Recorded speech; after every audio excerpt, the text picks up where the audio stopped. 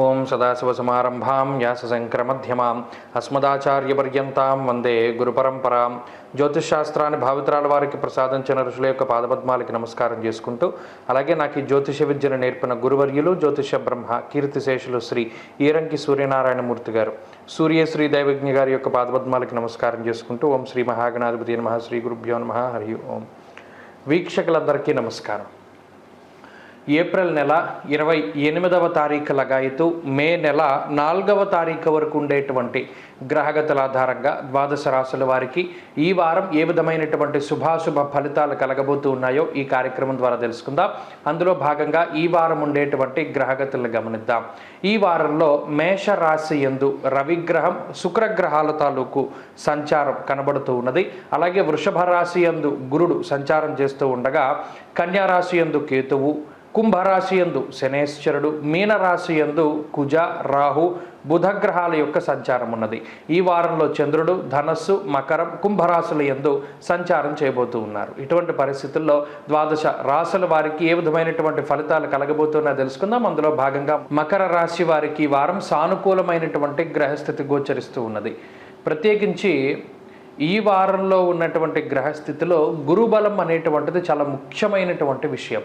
గురుబలం వచ్చిన తర్వాత మకర రాశి వారికి నూతనమైనటువంటి ఉత్సాహం కలుగుతుంది. ఎందుకంటే గురుడు దృష్టి ఈ రాశి మీద స్వయంగా ఏర్పడుతూ ఉన్నది కాబట్టి, ఆ వీక్షణ ఉన్నది కాబట్టి అది చాలా శుభసూచకంగా చెప్పవచ్చు. దాంతోపాటుగా తృతీయ స్థానంలో ఉన్నటువంటి కుజగ్రహం కానీ, చతుర్థంలో ఉన్నటువంటి శుక్రుడు కానీ, ఈ వారంలో ఉండేటువంటి చంద్రుడు కానీ, 4 గ్రహాల తాలూకు శుభ ఫలితాల వల్ల ఈ రాశివారి యొక్క పరిస్థితుల్లో మార్పు అనేటువంటిది రాబోతూ ఉన్నది. అనగా జీవితంలో ఎదుగుదలకి సంబంధించినటువంటి శుభ లక్షణాలు, శుభ సూచనలు ఇవన్నీ కూడా జీవితంలోకి వస్తాయి.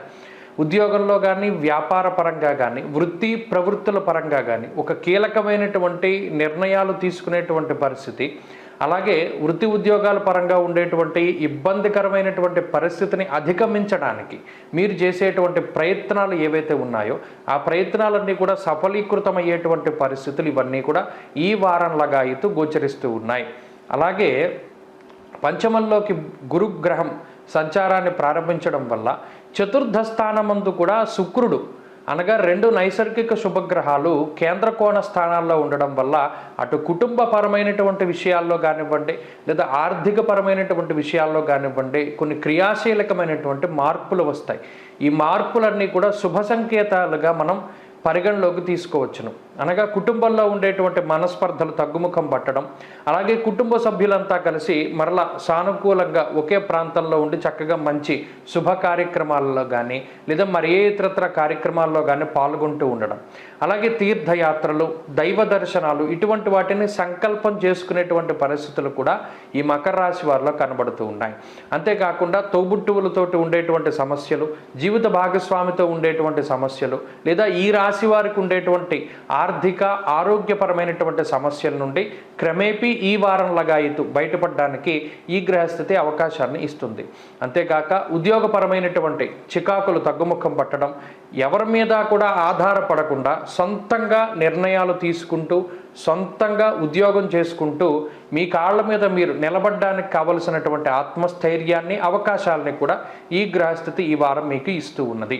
అలాగే వ్యాపార పరంగా మంచి వాతావరణం ఉంటుంది, వ్యాపార లాభానికి అవకాశం ఉంటుంది. విద్యార్థులకి గ్రహస్థితి పూర్తిగా అనుకూలంగా ఉన్నది.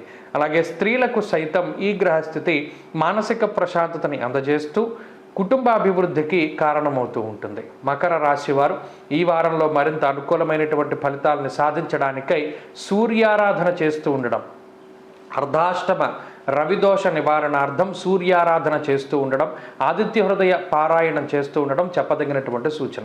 ఈ వారంలో కలిసి వచ్చేటువంటి రోజు గురువారంగా చెప్పవచ్చును. అదృష్ట సంఖ్య 2, అదృష్ట వర్ణము లేత పసుపు రంగు. తదుపరి కుంభరాశి.